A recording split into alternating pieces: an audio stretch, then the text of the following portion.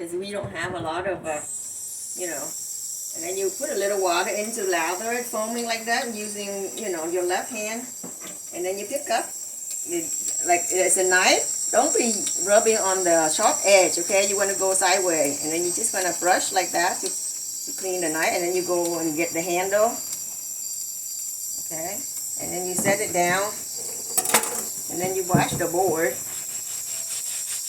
You know, the board, I really didn't cut anything dirty. I don't remember what I cut with this.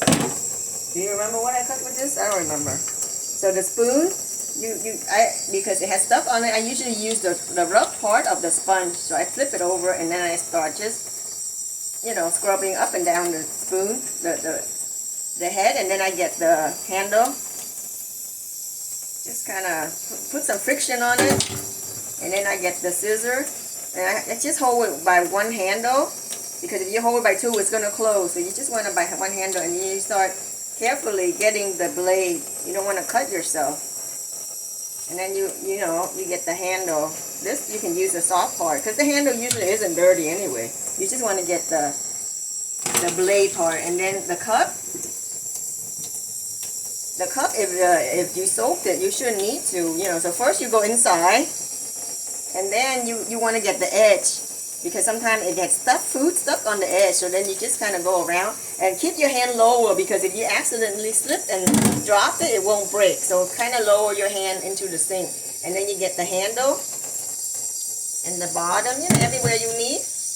And then you can increase, and then you squeeze the excess soap out of the sponge.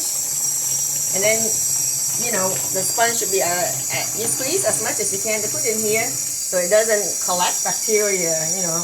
After a while, you do have to and then you can soak utensil. And then you can rinse it with water. Rinse the soap off in any order you want. I typically rinse it based on how I want to stack it in the rack.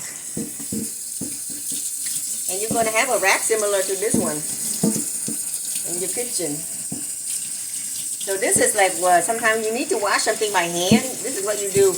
And then once you get to your apartment, I'll show you how to load the dishwasher. Because each dishwasher is slightly different. So, but while you're home, I want you to learn to load this dishwasher. Okay, so you like try to shake as much water out as you can. Put it in the rack. Now with the knife, when you rinse it, you have to be careful. You get the handle first, and then the blade. Don't be cutting yourself with this. Definitely don't wear gloves when you do this. And then you can put it in, you know, this way, or you can just put it on a tang. And I'm going to give you a tang on your countertop. Same thing with here. See, you open it up, and then you just gently run it in the water. And I usually just put it on a cloth to let it dry. And the spoon, you can leave it here. And this one,